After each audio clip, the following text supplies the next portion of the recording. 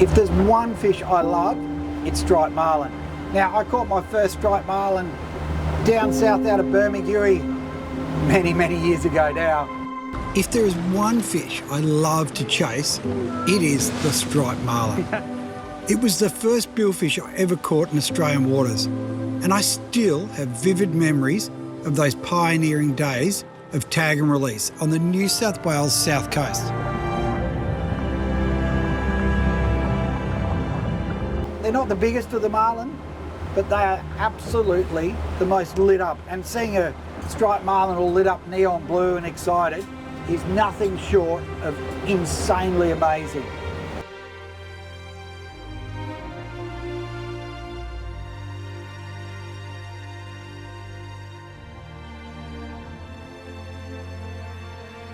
Because a lot of people have asked about it, and we thought, Odds and I don't have a lot of time, so we're going to do a vid on striped marlin.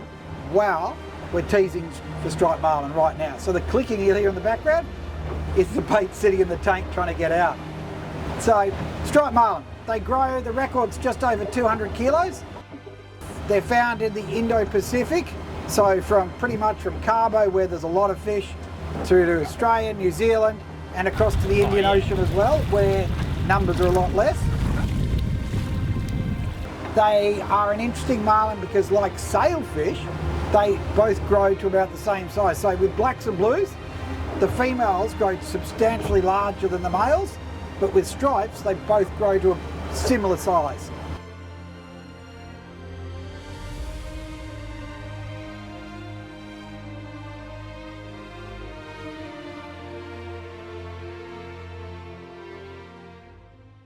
Biggest thing I love about striped marlin is they're a team player, and you get this insane bait balling action which only happens in a few places in the world. So you get it in Australia, New Zealand, and a bit in Cabo, but mainly Mag Bay to the north there. And it's a similar thing that sailfish do, but black and blue marlin don't do it in anywhere near the same level of cooperation. You'll get blacks together on a bait ball, but you won't get them working as well together. I've been lucky enough to jump in over the years a number of times, and seeing striped marlin swimming around you on a bait ball is insane.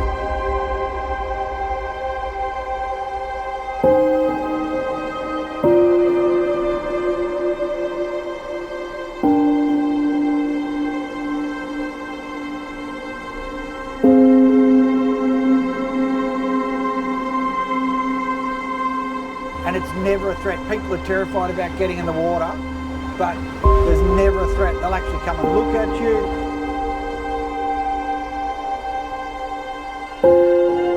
I reckon a couple of times they've even tried to feed me a couple of yakkers, which I'm not sure if I'm already big enough as is.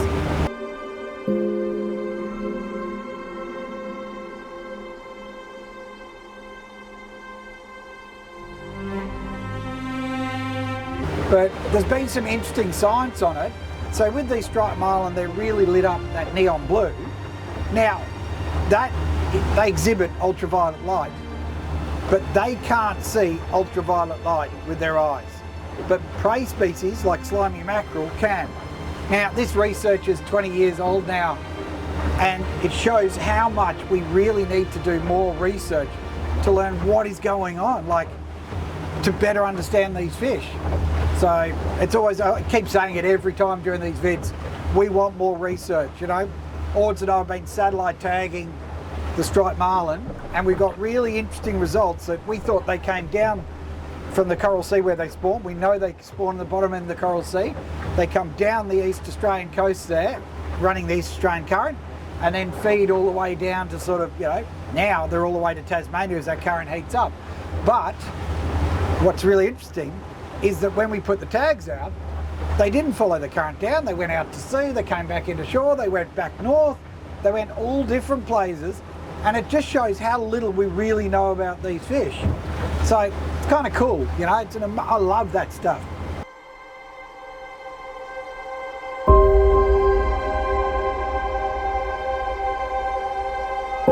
Now, when it comes to identifying striped marlin, they've got a thinner bill, but the key is generally is that the dorsal is greater than the depth of the body. So they have an oversized dorsal, and the pectoral fins fold back, which is the same as a blue marlin, but black marlin, the pectorals, which are also slightly more curved like a sickle, are fixed. There's a common misconception that striped marlin are the ones with stripes. It is so wrong. It is so wrong, it is ridiculous.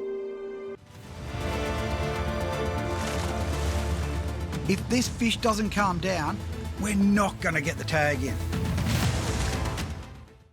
Striped marlin have stripes, small black marlin have stripes, blue marlin have stripes. So there's absolutely nothing in it there at all. It's really important that people understand that if it has stripes, it's not actually confirmed as striped marlin. And there's a lot of misidentifying we're seeing now with people calling, you know, the fish that's a bit blue marlin. So that's just an important little side note. When it comes to catching striped marlin, you control lures, but they're terrible at staying attached. They just, it's like with them with tags, they keep shedding the tags, but they also get off all the time. So if you do want to try lures for them, little hooks, little fine gauge hooks are the best.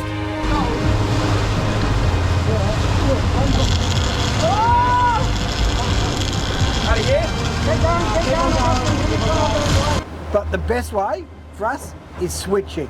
So we're running hookless teasers out the back there, got live baits ready to go. We're not actually going to pitch a live bait today, we're actually just filming. And then when the fish comes up, you pitch the bait and switch it off the lures or the teasers onto the bait. It is the most exciting way to fish, and it allows you to cover the ground. It's like a mix between live baiting and lure trolling that you'd get the best of two, because live baiting is really effective, particularly here on the south coast of New South Wales, but you've got to be on bait or you've got to be on reef or structure where the fish are concentrated. Otherwise, you know, driving around in no man's land, you're really struggling to get on, stay on the fish. You'll find the fish. The other one, skip baiting, really good. Skipping dead slimies can give you a bit of speed, and striped marlin absolutely love them. And it's also really good for black marlin as well. But the key is, I think, with striped marlin, is find that bait, particularly down here on the south coast, where they've come all the way down on the East Australian current to feed, is find the bait, because that's like the takeaway shop. The higher the bait is in the water column, the more likely there are going to be striped marlin on it. When it comes to tackle, we fish heavy because we want to catch them fast. Walk backwards. Walk backwards. Yep. Woo! Number 6. South coast of New South Wales and New Zealand have the biggest striped marlin in the world, and I think the Australian record's at 180 kilos, and I think New Zealand, it's over 200. I think it might be 220 kilos, so seriously big fish. They're really sporting, so you can catch them on lighter tackle, but you do have to chase them. When it comes to hooks, there's only one hook, circle hook. 9/0 inline circle, absolutely dynamite for striped marlin. Better hook up rate, you can run lighter leaders because they won't chew you off. It is absolutely essential. I keep looking out the back to see if there's any fish coming up. The key is with circles, and we've said this before and we'll keep saying it, don't strike. Fish picks up the bait, starts running, put your thumb on it, push drag up slowly, you're on. Don't have to give it ages unless it's a really big bait and a smaller fish. Just push it up gently, and if you miss it, the beauty is they don't get stung like they do with a J hook. You get another shot, so they'll keep coming back. So little things like that play an essential role as well. Running, isn't it? Yeah. Rightio. Yeah, but he wasn't for a second though, so... Yeah, Try to put a little bit of 20 pressure knots on. now, that's the way. Got weight? Talking? No. Weight? Just winding? Yep, got weight. Oh, okay. Yep, got weight. Oh, is there a splash there? Just checking. God, I just caught it out of the corner of my eye. I got the camera up on this one here as well, so I can see this bait on this side on the camera, but this one, which they've been on today, I keep missing it. I can't see them on the because the camera's on the other side.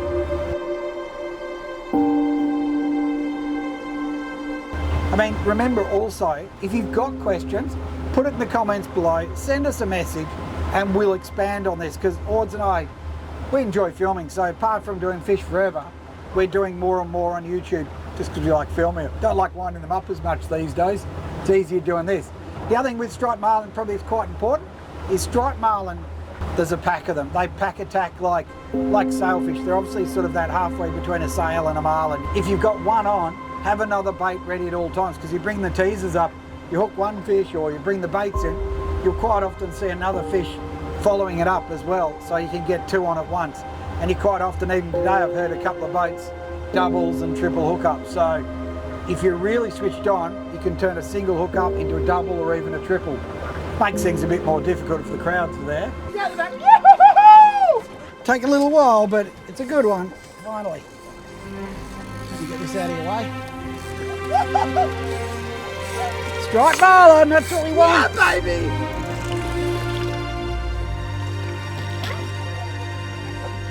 Just keep nice and steady on him.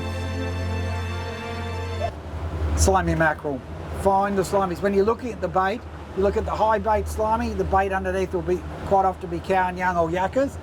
Slimy mackerel are why they're coming down this coast, and it's really important that that's what you focus on, and that's where understanding your sounder and how to use it is really important as well, to be able to identify. Like we're running multiple transducers here. We've got the Fruno doing the wide angle on the wasp out to the sides. We've got the 295 that's got the SS175 high wide, so I can see the bait there and mark the fish. Marked fish, and there are two right there on the Fruno. And before I even get a chance to tell Coops, is that? Here we go. Yep, we're on.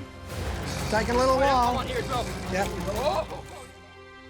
And we can literally tell a fish. It's never 100%, but 80% of the time go striped marlin there, and then you'll turn around, you'll be on the camera.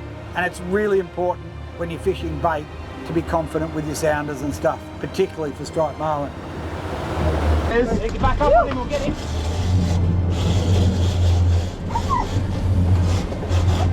Yeah. Right, out of the way.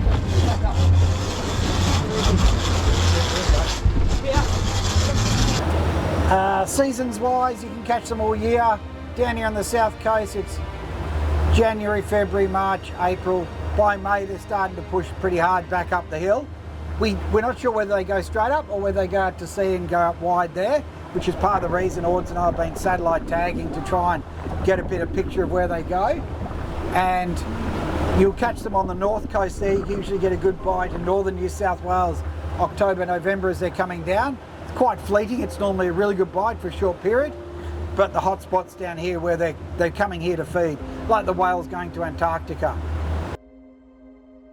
You can eat them. Would I do it? Not really. But if you get one that comes up tail wrapped dead, put it in the smoker, take it home and eat it, it's still good.